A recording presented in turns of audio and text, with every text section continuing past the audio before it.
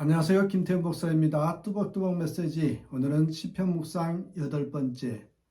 세상을 아름답게 보는 비결.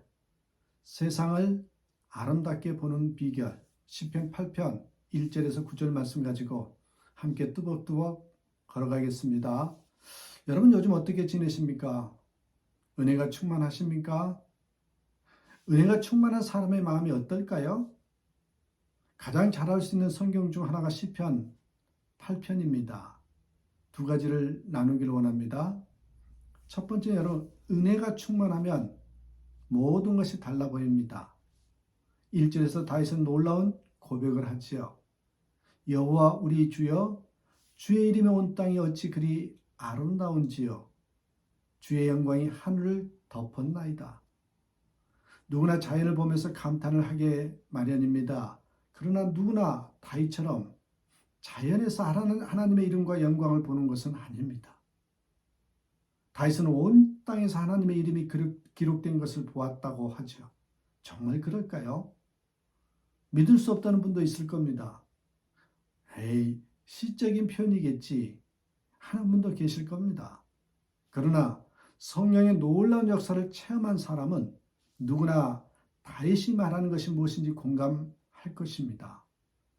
나무도 풀도 하늘도 다 달라져 있음을 느끼셨을 것입니다.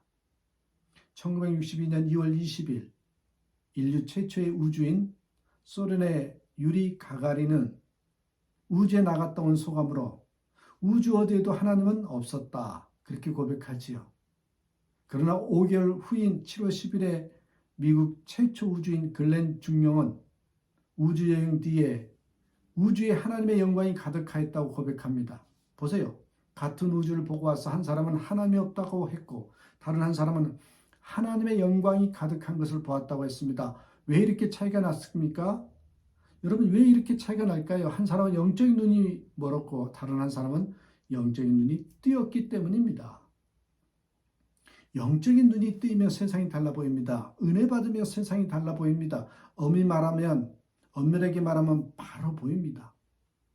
세상만 아닙니다. 사람이 달라 보입니다. 자연을 보면 누구나 감탄하지만 그럴수록 사람을 보면 초라해 붙이고 볼품없어 보이게 마련이거든요. 그러나 영적인 눈이 뜨인 사람은 자연에서 받는 은혜보다 사람을 보며 더 은혜를 받습니다. 3절 4절 주의 손가락으로 만드신 주의 하늘과 주께서 베풀어 두신 달과 별들을 내가 보니 사람이 무엇이기에 주께서 그를 생각하시며 인자가 무엇이기에 주께서 그를 돌보시나이까. 다윗은 우주보다 사람이 더 위대함을 알았습니다. 이것은 전적으로 하나님의 계시로 알게 된 것입니다. 창세기를 통하여 인간은 하나님의 형상으로 만들어졌다는 것을 알았기 때문입니다. 5절에 그를 하나님보다 조금 못하게 하시고 영화와 종기로 관을 씌우셨나이다. 하나님과 늘 동행한 다윗은 이 우주가 사람을 위하여 만드신 것이라는 것을 알았습니다. 6절에서 8절 주의 손으로 만드신 것을 다스리게 하시고 만물을 그의 발 아래 두셨으니 곧 모든 소와 양과 들짐승이며 공중의 새와 바다의 물고기와 바닷길에 다니는 것입니다. 다윗은 하나님의 창조를 보고 하나님의 사랑에 이렇게 감격하였지만 우리는 그보다 더 엄청난 하나님의 사랑에 대한 증거를 가지고 있습니다. 하나님께서 죄로 인해 타락한 우리에게 아들을 보내셨습니다. 그를 희생시키셔서 인간이 얼마나 하나님에게 귀중한 존재이고 우리를 향한 하나님의 사랑이 얼마나 큰지를 보여주셨습니다. 로마서 5장 8절 우리가 아직 죄인 되었을 때 그리스도께서 우리를 위하여 죽으심으로 하나님께서 우리에 대한 자기의 사랑을 확증하셨느니라. 이 복음을 자주 들은 분들은 무덤덤할 수 있을지 모르지만 이 진리를 안다는 것이 얼마나 중요한지 모릅니다. 몇 년 전에 성심여자대학교에 다니던 양모양은 염세주의자들의 책을 읽고 학교 기숙사 굴뚝에 올라가 투신 자살을 하였는데 그의 유서에는 이렇게 적혀 있었습니다. 당신은 무엇입니까? 나는 아무것도 아닙니다.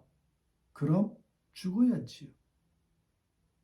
중학교 3학년 학생이 고층 아파트에서 떨어져 자살했습니다. 아버지 어머니 저는 먼저 갑니다. 저는 아버지 어머니의 소원대로 인문계 고등학교에 진학할 수 없어서 부모님에게 얼굴 들 면목이 없기에 이 세상을 떠납니다. 그의 아버지는 중소기업 사장이었고 그의 어머니는 약사였습니다. 그 학생은 자기 존재가 오직 성적으로 평가된다는 사실에 좌절하고 자살하고 만 것입니다. 그는 세상의 창조자 하나님이 자기를 인정한다는 사실을 전혀 몰랐기 때문입니다. 은혜의 눈이 뜨여야 모든 것이 바로 이해되고 판단되고 길이 보이는 것입니다. 은혜 충만하다가 서서히 세상 살기 힘들다 여겨지고 재미있는 일이 없고 사람이 미워지면 문제가 어디 있는 것입니까? 세상은 언제나 변함이 없습니다. 사람도 그 사람입니다. 그런데 왜 이렇게 변했습니까? 우리의 마음이 변한 것입니다. 예수님을 바라보면 세상이 달라 보입니다. 사람이 달리 보입니다. 영안이 열리면 하나님을 알게 됩니다. 하나님이 분명히 살아계시는구나. 그러나 하나님만 아는 것이 아닙니다. 여러분, 때가 되면 누구나 다 하나님을 압니다. 지금은 하나님을 부정하고 부인하는 사람도 죽고 나면 다 압니다. 하나님이 계시는구나. 그런데 문제는 지옥에 가서 알면 무엇 하느냐는 말입니다. 지옥에 가서 하나님이 계시는구나 알면 더 원통할 뿐입니다. 사람이 똑똑해서 하나님의 말씀을 깨닫는 것이 아닙니다. 영안이 열리는 것이 열쇠입니다. 고린도전서 2장 12절에 우리가 세상의 영을 받지 아니하고 오직 하나님으로부터 온 영을 받았으니 이는 우리로 하여금 하나님께서 우리에게 은혜로 주신 것들을 알게 하려 하십니다. 세상의 영을 가지고 있는 사람은 도무지 알 수가 없습니다. 하나님의 은혜를 주셔도 하나님의 은혜를 적게 주신 적이 없습니다. 하나님의 은혜를 못 받은 사람이 없습니다. 그런데 하나님의 은혜를 받아도 세상의 영을 가지고 살면 전혀 알 수가 없습니다. 우리는 세상의 영을 받지 아니하고 하나님께로 온 영을 받았으니 하나님이 우리에게 은혜를 주신 것을 알게 하려 하심이라고 했지 않습니까? 또한 여러분, 두 번째로 은혜가 충만하면 갈급함이 있습니다. 여러분 중에 목사님, 저는 오늘 목사님이 설교하신 그 은혜의 세계에 대해서 알고 싶은 마음이 간절합니다. 하나님이 진짜 살아계신지, 내가 정말 하나님의 택함을 받았는지, 내게도 영원한 하나님의 나라가 주어졌는지, 내 안에 정말 성령님이 오셨는지 제가 정말 그것을 알고 싶습니다. 그런 분이 계십니까? 아직까지 답을 얻지 못해서 답답해하시는 분이 계십니까? 그렇다면 걱정하지 마십시오. 여러분이 정말 하나님에 대해서 갈급하고 여러분이 부름받은 것, 여러분에게 영원한 하나님의 나라가 주어진 것, 성령님이 여러분 안에 계신 것을 진짜 여러분이 알고 싶다면요, 이미 성령님이 역사하고 계신 겁니다. 성령님께서 역사하지 않았는데 그런 갈급함을 있을 수가 없거든요. 좋은 것을 모르고 어떻게 가지고 싶어 하겠습니까? 그게 좋다고 느껴지는 것 자체가 이미 성령님의 역사인 것입니다. 영안이 열리지 않아서 안타까우신 분이 계십니까? 정말 안타까우셔요? 그 갈급함이 사실이라면 염려하지 마시길 바랍니다. 영적인 갈급함은 그 자체가 성령의 역사이기 때문이죠. 좋은 것을 알지 못하는데 갈급할 수 있겠습니까? 여러분이 진짜 정말 하나님의 은혜에 눈이 뜨이기를 원하는 마음이 있다면요, 반드시 눈이 뜨게 되어 있습니다. 영원히 변치 않는 하나님의 약속이 있습니다. 하나님의 변하지 않는 약속이 너희 하늘 아버지께서 구하는 자에게 성령을 주시지 않겠느냐? 구하라 그러면 주실 것이요 라고 했습니다. 그러므로 하나님의 약속인 성령을 구하는 자에게 주시지 않을 이유가 없는 것입니다.